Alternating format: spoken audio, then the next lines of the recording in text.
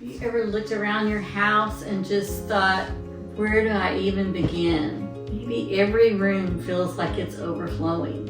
Instead of motivation, you just feel frozen.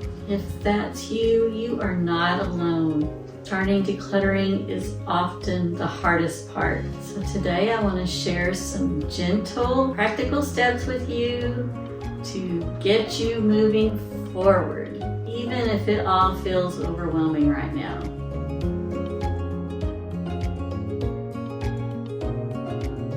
So the first step is acknowledging the overwhelm.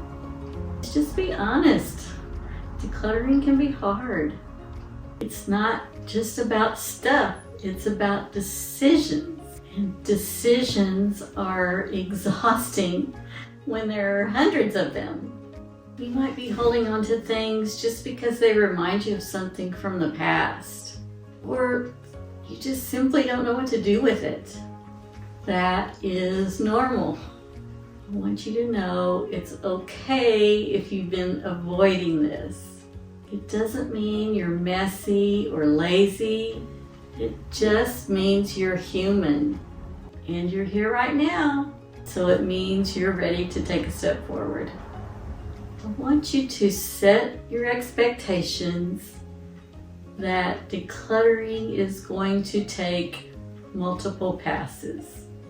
Some people might advise you to jump in and declutter everything, make decisions about every single thing you pick up right now.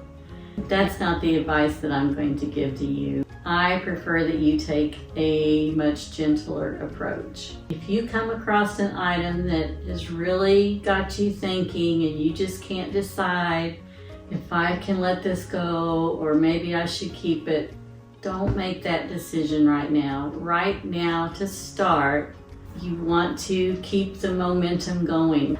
I don't want you to get caught up in those tough decisions when you get started. So keeping your momentum going is lots more important than wasting time on one decision. That's going to exhaust you and that is going to derail your momentum. Your first step is to determine what you have and then kind of start categorizing things. So if you run across something tough, put that aside. You can always come back to that later. Decluttering is like peeling the layers off of an onion. Start with the easy stuff, the stuff you know you don't need or it's really just trash that can be thrown away. That's that first outer layer. So start with the easy stuff and then you're going to be going back and making passes again. It will be easier for you to make some of those decisions that you just couldn't do the first time around. Let's go to the kitchen for my next tip. So when we think about decluttering, we usually think about the whole house.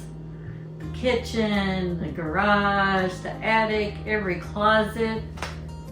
And no wonder it seems overwhelming, almost impossible. So instead of saying, I need to declutter my kitchen, just say, I'm going to declutter one drawer today. Not nearly as overwhelming.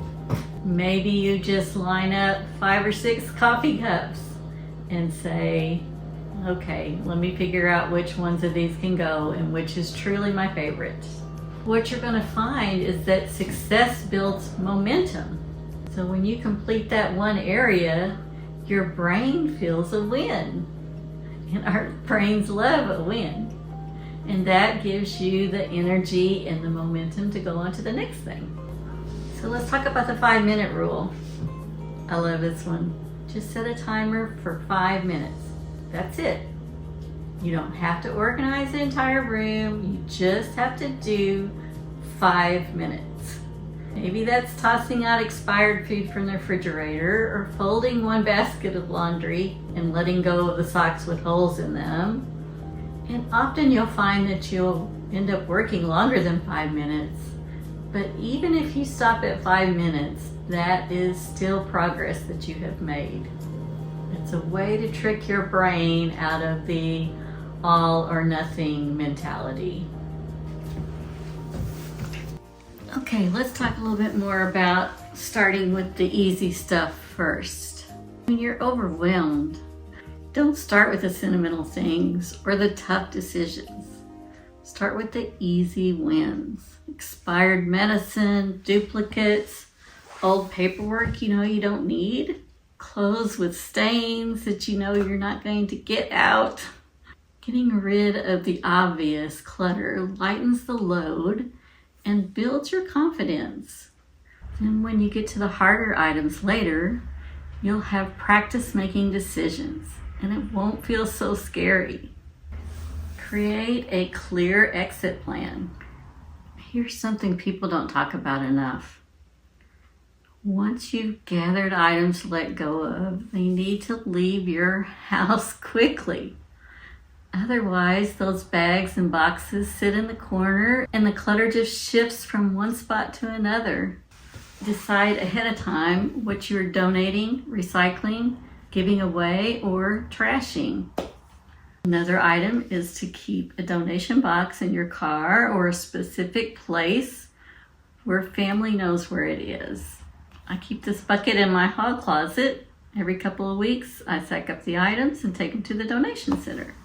The faster the stuff leaves, the more you feel the relief from your actual progress.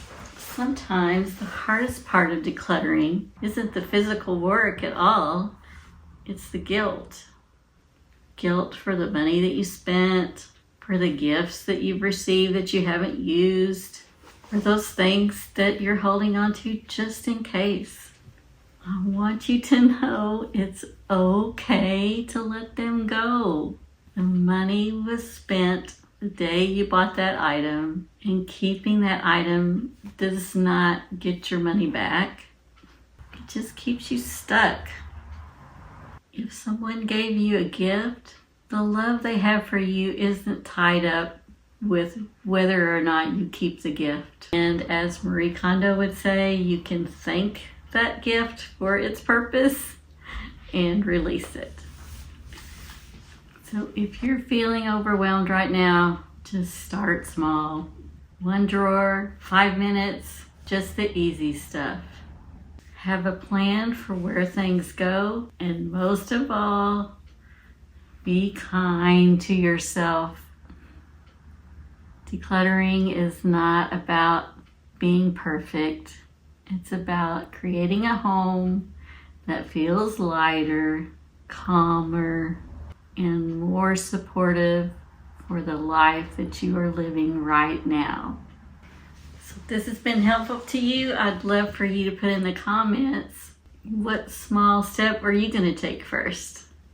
You don't have to do it all today. Just start with one small step. That's how big change always begins. I have an entire playlist devoted to starting small, so you can just click on that right here to keep watching. And if you haven't subscribed to the channel, all you gotta do is click on my picture down here to subscribe. I'd love for you to do that so we can get together and talk about more ways to simplify your life.